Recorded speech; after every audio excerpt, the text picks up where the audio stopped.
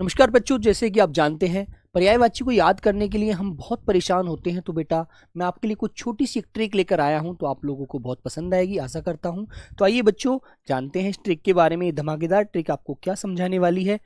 तो प्यारे बच्चों, जैसा कि आप जानते हैं बेटा, ये जल का पर्यायवाची आपने याद रख लीजिए।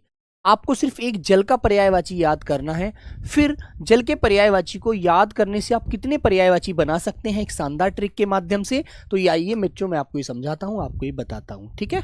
तो बेटा देखो, जल को हम नीर कहते हैं, अंबु कहते हैं, वारी कहते हैं, तोय कहते हैं, जल कहते हैं, ठीक है।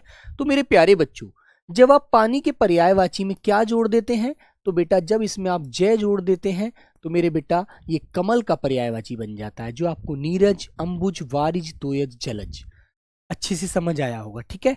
फिर प्यारे बच्चों, पानी के पर्यायवाची में जब आप क्या जोड़ देंगे मेरे प्यारे बच्चों, दे जोड़ देते हैं, दे। या बच्चों आपको कभी धर भी जोड़ना पड़ जाए तो बेटा कोई बात नहीं, इससे हम बादल का पर्यायवाची बना सकते हैं, जो आपके सामने है नीरद, अंबुद, वारिद, तोयद, जलद। और बच्चों धर जोड़कर भी आप बना सकते हैं जलधर, जलधर। तो धर जोड़कर भी आप बादल का पर्यायवाची बना देते हैं, ठीक है।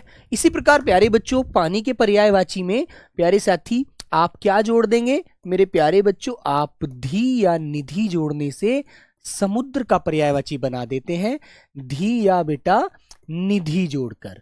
तो प्यारे बच्चों ये ट्रिक आप याद रखेंगे। तो देखिएगा, जैसे पानी के पर्यायवाची में धी जोड़ा तो नीर निधि हो गया, नीरधी हो गया, अंबुधी हो गया, वारिधी हो गया, तोयधी हो गया, जलधी हो गया।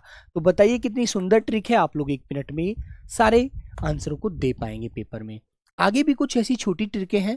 तो बेटा जैसे कि आपने रात का पर्यायवाची याद कर लिया, रात का पर्यायवाची आप याद कर लीजिए, जैसे रजनी, निशा, निशी, ध्वांत, है ना। तो जब आप उसमें ईस जोड़ेंगे तो बेटा ये चंद्रमा का पर्यायवाची बन जाएगा।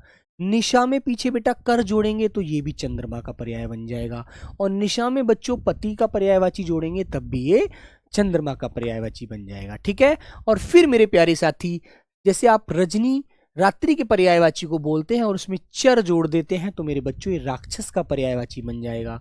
रजनीचर, निशाचर, निशीचर, ध्वांतचर, ठीक है। तो देखो, ध्वांत माने भी रात होती है, रात को घूमने वाला भी राक्षस होता है। तो आप बताइए कितनी सुंदर ट्रिक है, आप इससे कितने अच्छे से इन पर आंसरों को दे पाएंगे, ठीक है।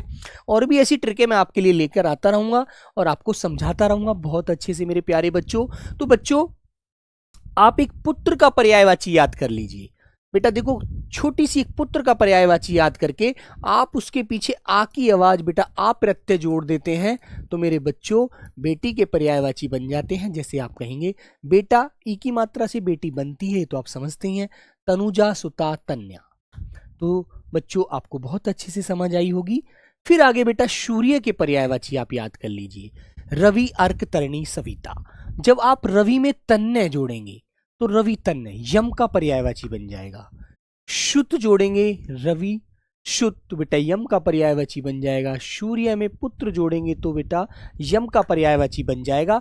इस तरह से आप सारे पर्यायवाचियों को याद करने में बहुत अच्छे से इस ट्रिक की सहायता ले सकते हैं। तो मेरे बच्चों, जैसे यमुना का पर्यायवाची आपको याद नहीं होता तो बेटा रवि की जो बेटी थी, रवि सूर्य का पर्यायवाची है, बेटी का पर्यायवाची आप जोड़ दीजिएगा तो मेरे बच्चों रवि तन्या, रवि सुता, सूर्य पुत्री। इस प्रकार आप इन सारे पर्यायवाची को याद रख सकते हैं और अच्छे से अपने पेपर में नंबर ला सकते हैं और अच्छे से इन सारी ट्रिकों को अपने पेपर के लिए ध्यान रख सकते हैं। तो चलिए प्यारे दोस्तों, इसको हम यहीं पर खत्म करते हैं। जय हिंद, जय भारत, लव यू प्यारे बच्चों।